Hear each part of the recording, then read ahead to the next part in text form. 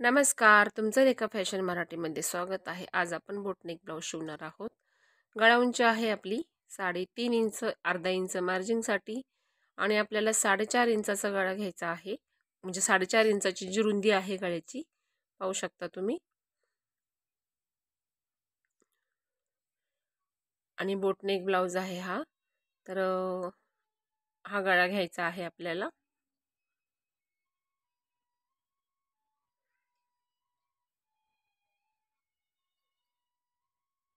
थोडंसं वरती असं आकार द्यायचा, थोडासा असा म्हणजे मोदकावानी कसा आकार असतो वरती तसा आकार द्यायचा आहे.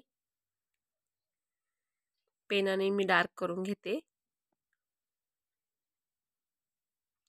हा व्हिडिओ तुम्ही शेवटपर्यंत नक्की बघा. आणि बोटनेक ब्लाऊज आहे, प्रिन्सेस कट आहे, 40 साईज आहे या ब्लाऊजची. पेनाने बरोबर डार्क करून घेता येतं आपल्याला.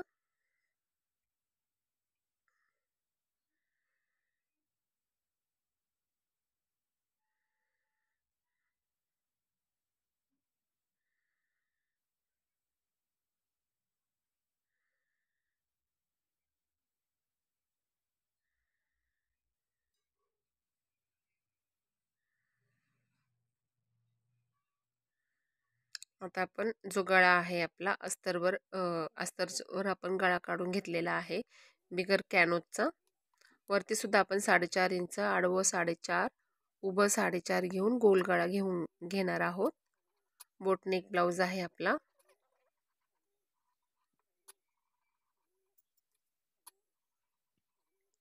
पेनाने आपण डार्क करून घेऊ म्हणजे पाटपोट आपल्याला दिसेल व्यवस्थित.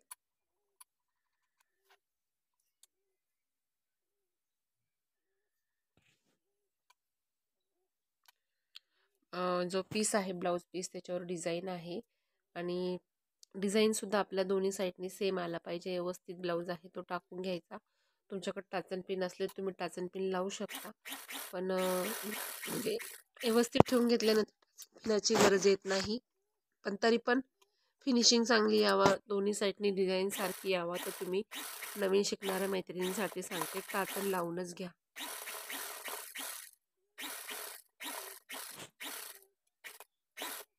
पद्धतीने जी आहे मी टिप मारून घेतलेली आहे चौकून.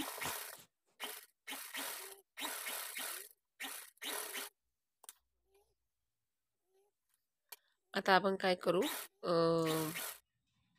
खालून सुद्धा कमरपट्टीला हे टिप मारून घेऊ.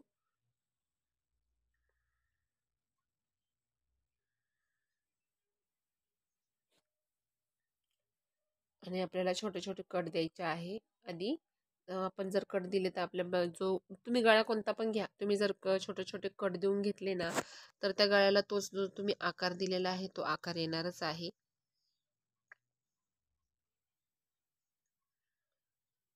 कट देऊन घेतलेले आहेत आपण, सगळे बाजूनी कट देऊनच घ्यायचे आहेत आपल्याला.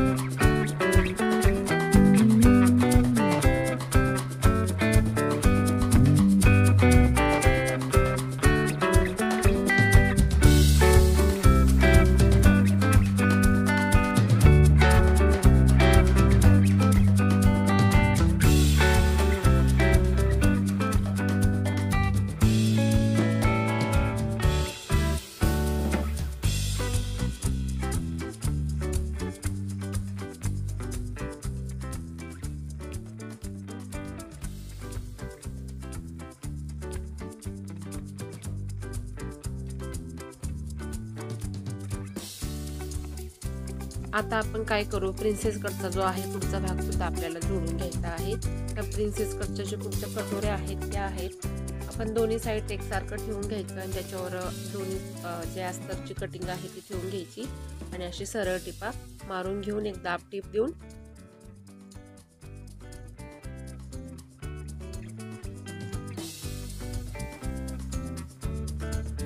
चौकून आपल्याला टिपा मारून घ्यायच्या आहेत.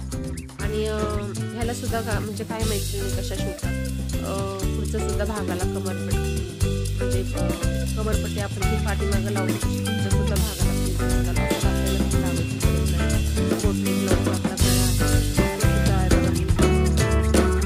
बिगर कॅनोचाच घेतलेला आहे. याला सुद्धा आपल्याला खालून पट्टी वगैरे टाकायची गरज नाही. सरळ टिपा मारून फोल्डिंग केलं तरी म्हणजे खूप सोपी पद्धत आहे. एवढ्या सोप्या पद्धतीत जर ही कटिंग केली टिचिंग जर केली तुम्ही, तर तुम्हाला कमी वेळेमध्ये ब्लाऊज तुम्ही पटकन शिवू शकता. आणि हा मला ब्लाऊज फक्त सकाळी द्यायचा आहे, 8 वाजेपर्यंत ब्लाऊज द्यायचा आहे. मी आत्ता बसले, आता वाजलेले आहे 7 वाजून 9 मिनटं झालेले आहेत. तर हा ब्लाऊज द्यायचा आहे आपल्याला 8 वाजता द्यायचा आहे. तर अशा पद्धतीने जर तुम्ही ब्लाऊज जर टीच केला किंवा कमी वेळेमध्ये पटकन आणि फास्ट ब्लाऊज होतो.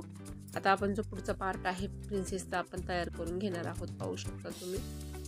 आणि तुम्हाला म्हणजे कसा वाटतो व्हिडिओ, शेवटपर्यंत बघा आणि तुम्ही मला कमेंट बॉक्समध्ये नक्की सांगा. व्हिडिओ शेवटपर्यंत बघत जा, म्हणजे जे मी तुमच्यापर्यंत पोहोचवायचा प्रयत्न करते ते तुमच्यापर्यंत पोहोचतील.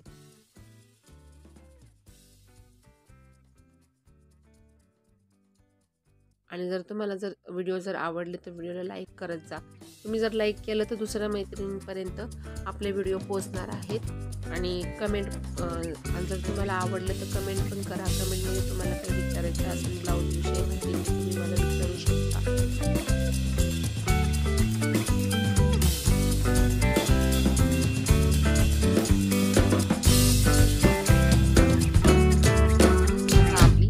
आयपट्टी हुकपट्टी पण लगेचच झालेली आहे. आपण लगेच आय करून घेणार आहोत.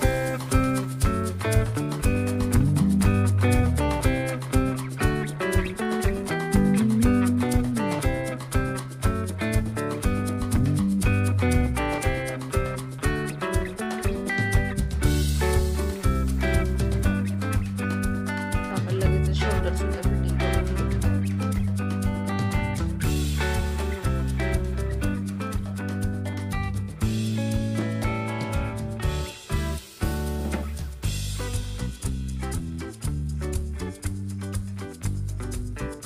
एकसारखं शोल्डर करून घेऊ आणि थोडंसं जे आहे मागं पुढं आहे ते आपण कट करून घेतलेलं आहे. आणि आपल्या बाह्याला आपण अस्तर जॉईंट करून घेतलेला आहे. बाहीचा मध्य काढून टक्स मारून घ्यायचा आणि बाह्या बघा अशा पद्धतीने जोडायचं. जर तुम्ही अशा पद्धतीने जर बाही जोडली, ब्लाऊज जर टिच केला तर तुमचा ब्लाऊज पण पटकन होईल आणि बाहीचा पण जे शोल्डर उतरतंय ना, काय माहिती तुमचं शोल्डर बघा शोल्डरवर नाही राहत, खांद्यावर येतं ते बाही. आपण जर बाहीचा मध्य सेंटर नाही काढला तर बाहीमुळे पण ब्लाऊज खाली पडल्या जातो.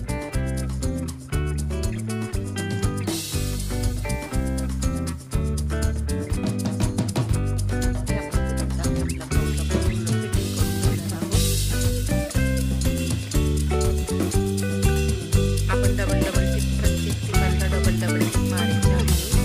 ब्लाऊज फिनिशिंग छान येते. ब्लाऊज पाठवून ब्लाऊज दिसायला पण